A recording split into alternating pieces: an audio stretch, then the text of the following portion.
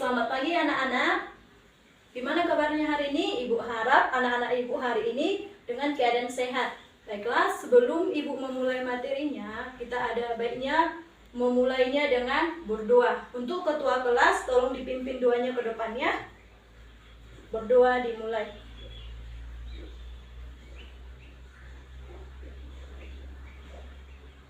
Berdoa selesai. Baik, untuk ketua kelas silakan duduk ya. Terima kasih. Baiklah, sebelum ibu memulai materi kita hari ini, ibu mau mengabsen dulu. Untuk ketua kelas, nanti diisi absennya ya. Setelah pulang sekolah, untuk absen daftar hari-hari ini, tolong diberikan kepada ibu ya. Baiklah, materi hari ini kita akan mempelajari mengenai ukuran pemusatan data. Di mana sebelum masuk kita ke dalam materi ini, sebelumnya atau minggu yang lalu kita telah mempelajari apa? Iya, penyajian data. Kita telah mempelajari tentang penyajian data. Di mana dalam penyajian data ini kita dapat menganalisis sebuah data.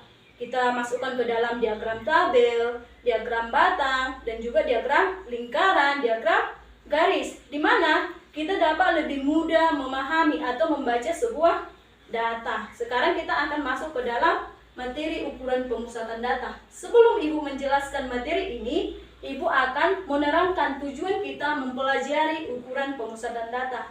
Di mana tujuan kita mempelajari ukuran pemusatan data ini adalah kita dapat menganalisa sebuah data. Kita dapat melihat sebuah gambaran dari sekumpulan data tersebut. Kita dapat menentukan rata-ratanya, kemudian nilai-nilai yang sering muncul seperti, pernah kan anak-anak ibu melihat rapor? Di rapot itu kan terdapat berbagai nilai. Misalnya ada nilai matematika, bahasa Inggris. Dan guru-guru pasti akan menganalisa nilai-nilai tersebut dan memberikan rata-rata dari nilai tersebut. Oke, sekarang kita akan masuk ke penjelasan mengenai ukuran pemusatan data.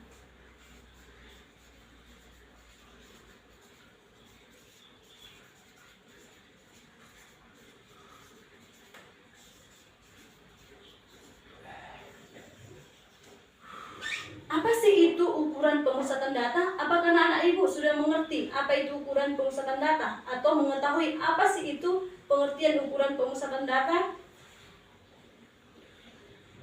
Iya, ukuran pemusatan data itu adalah nilai yang diperoleh dari sekumpulan data yang dapat kita analisa. Kita tulis ya.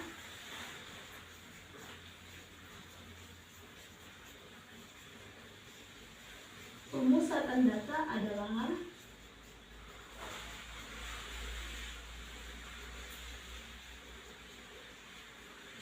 nilai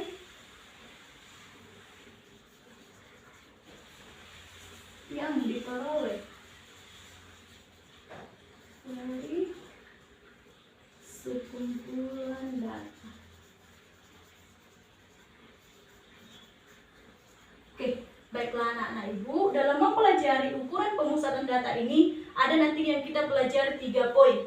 Poin yang pertama mempelajari mean atau menentukan nilai rata-rata. Poin yang kedua mengenai median atau mencari nilai tengah. Poin yang ketiga mengenai modus. Modus ini adalah nanti nilai yang sering muncul.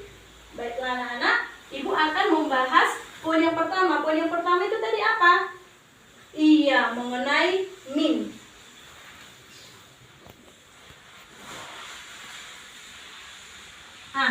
Tadi ibu mengatakan mean itu apa?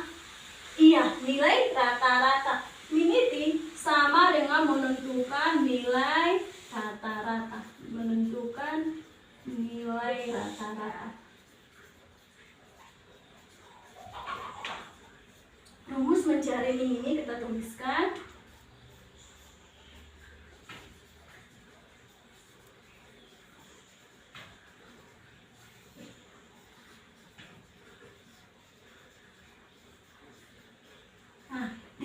Sudah menulis, ini kan ada X, kemudian ada tanda garis di atasnya. Itu membacanya apa sih Bu? Iya, membacanya ini kan, itu dibaca sebagai X bar. Iya, X bar. Maka rumus dari min itu adalah X bar sama dengan jumlah data per banyak data. Sekarang kita masuk ke dalam contoh soal. Bagi dulu apanya? Contoh soal.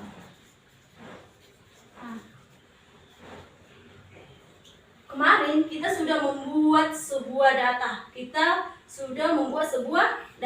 Ibu sudah menyuruh anak ibu untuk mengumpulkan data nilai-nilai ulangan kelas 8 mengenai bahasa Indonesia. Kita masukkan ya nilai ulangan yang sudah kalian kumpulkan. Coba ya, tentukanlah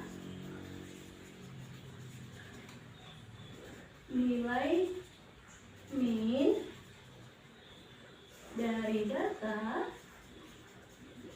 ulangan bahasa Indonesia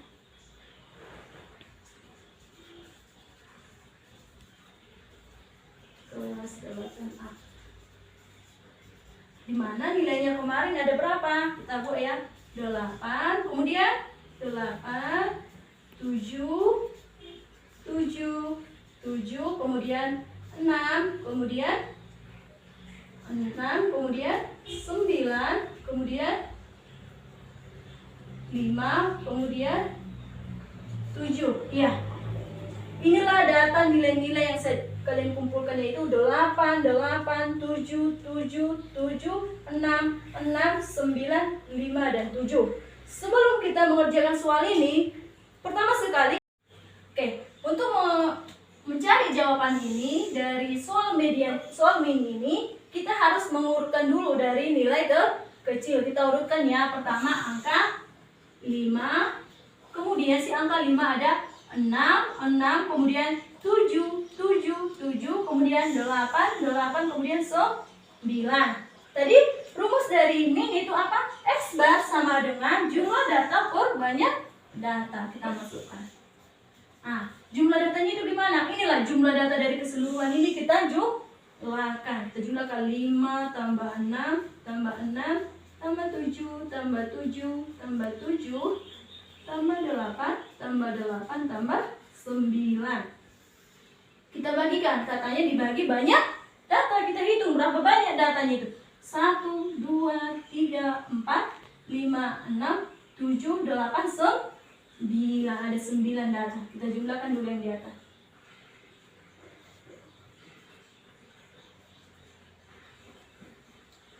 Kita jumlahkan ya. 11 tambah 6, 17, 24, 31, 38, 46, 54, berarti 60. Bagi 9, 63 bagi 9 berapa? 7. Berarti rata-rata dari nilai ulangan bahasa Indonesia kelas 8 adalah 7. Kita juga dapat mengerjakannya dalam bentuk tabel. Ini bisa kita buat ke dalam bentuk tabel biar lebih mudah kita mengerjakannya. Kita buat dulu dalam bentuk tabel ya. Di sini kita buat nilai ulangan sebagai judulnya kan, nilai ulangan. Kemudian di sebelah sini banyak data. Banyak data itu bisa kita buat jadi frekuensi. Iya, frekuensi.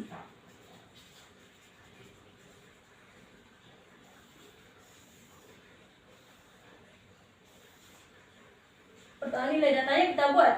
Angka 5 ada berapa? 1. Angka 6 ada berapa? 2.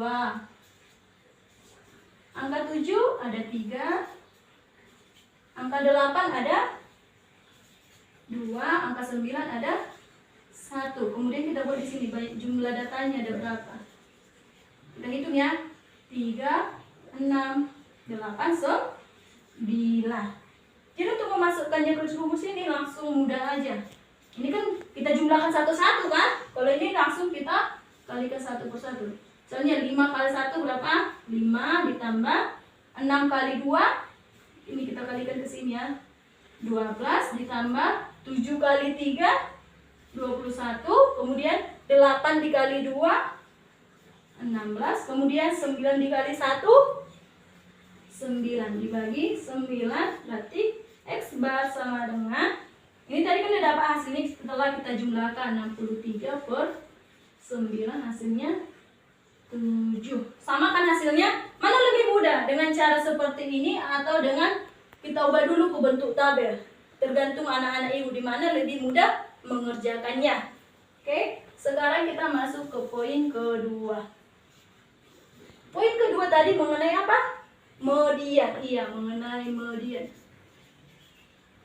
Median itu apa? Median itu nilai tengah. Dalam mengerjakan suatu median kita mempunyai dua cara. Misalnya, kalau jumlah banyak datanya itu ada 7, berarti kita menggunakan rumus nanti median ganjil. Kalau genap, ada rumus juga mencari median untuk genap. Untuk ganjil dulu kita buat ya. Rumusnya sama dengan n tambah 1 per 2. Ini X ini banyak ke, maksudnya data ke berapa gitu. X-nya ini data ke. Nah, kalau N-nya itu jumlah datanya. Nah, untuk median genap, rumusnya Xn per 2 ditambah Xn per 2 ditambah 1 per 2. Nah, kita untuk mengambil contohnya dari contoh ini saja kita ambil ya. Kita hitung dulu tadi. Jumlah datanya ini, banyak datanya ini ada apa? 9. 9 itu ganjil atau genap? Ganjil. Berarti kita masukkan di ke dalam rumus median ganjil. Masukkan ya.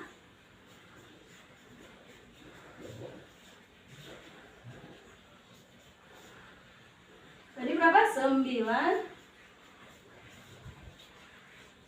Berarti 9 tambah 1 10 bagi 2 5. Berarti datanya yang ke 5. Kita lihat dari tabel ini.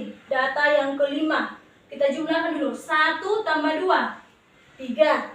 3 tambah 3 6. Berarti disinilah ada mediannya. Karena kalau masih di antara 3 ini penjumlahan data ke 5. Berarti mediannya 7. Kalau seperti ini kita lihat, ini kan udah kita urutkan dari terkecil ke terbesar. Tadi katanya mediannya di data yang ke 5. Kita hitung.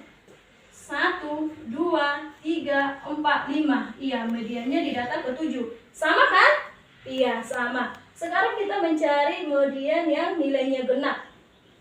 Kita buat dulu contoh yang untuk genap. Misalnya kita buat nilai yang untuk genap. Ada berapa angka ya? Kita buat dulu ya. 1, 2, 3, 4, 5, 6. Ini udah kita urutkan dari yang terkecil ke terbesar, ada 6 ya. 2, 4, 6 kita masukkan.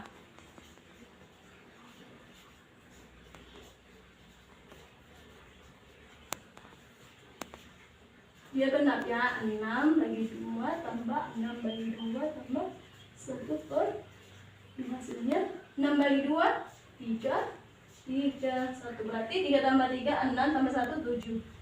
7 bagi 2 sama dengan berapa? 3,5. Berarti datanya nanti ada di pertengahan 3,5. Berarti kita hitung dia ada di pertengahan. 1, 2, 3, 4, 5. Berarti ada di pertengahan kan 3,5. 1, 2, 3. Berarti di sinilah datanya itu. Iya kan? Karena kan 3,5 atau 3,5 kita hitung 1, 2, 3. Berarti di sinilah setengahnya itu. Berarti datanya kita jumlahkan yang kedua ini. Lebih cepatnya. Ini kan mediannya udah dapat, yang genap kan? Inilah untuk median yang genap. Untuk cara cepatnya kita ini 3 tambah 4 sama dengan bagi 2 kan? 7 per 2 3,5. Sama kan hasilnya? Sama. Sekarang kita masuk ke poin ketiga. Poin ketiga itu mengenai modus. Modus itu adalah nilai yang sering muncul.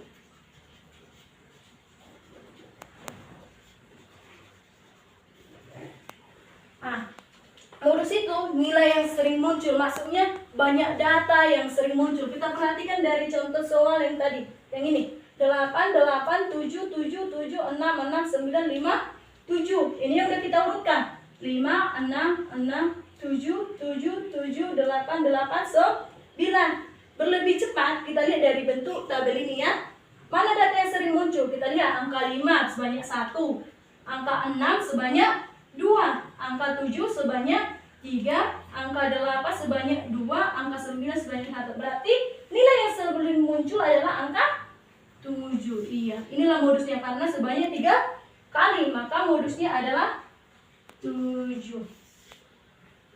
Apakah anak-anak ibu sudah mengerti mengenai min, modian, dan juga modul? Ya, baiklah, karena anak-anak ibu sudah mengerti, ibu mau memberikan soal untuk dikerjakan hari ini ya. Tolong dibuka bukunya halaman 128, soal nomor 36 itu mengenai mencari min, median, dan juga modus.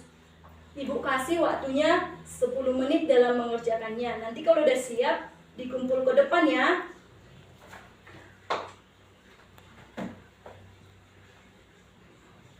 Anak-anak ibu sudah mengumpul jawaban dari hasil soal yang ibu berikan. Mari kita periksa ya. Baiklah, dari jawaban yang kalian kerjakan, ibu sudah memeriksanya dan jawabannya sudah benar.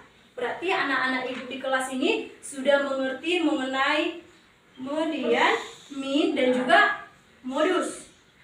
Ibu sangat senang karena apa yang ibu ajarkan hari ini bisa kalian tangkap. Maka untuk hari kedepannya, semoga apa yang ibu terangkan hari ini bisa diingat kembali dan juga dipelajari lagi di rumah. Sampai disinilah materi yang ibu sampaikan.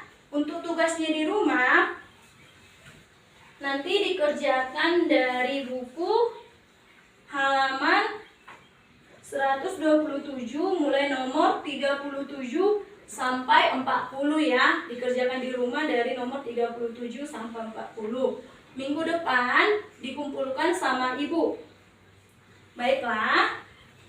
Sebelum ibu menutup pembelajaran hari ini, ibu mau bertanya kepada anak-anak ibu, apakah anak-anak ibu masih mengingat apa tadi itu pengertian ukuran pemusatan data?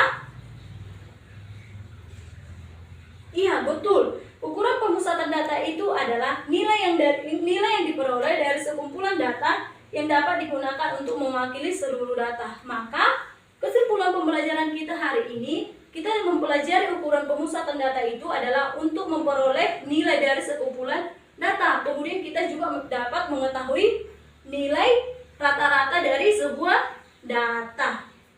Baiklah, untuk mengakhiri pembelajaran hari ini, kita berdoa dulu. Berdoanya dipimpin oleh ketua kelas kembali ya. Mari maju ke depan. Berdoa dimulai.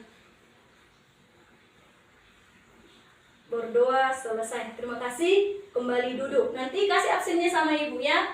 Baiklah anak-anak ibu, sampai jumpa di pembelajaran minggu depan. Selamat siang.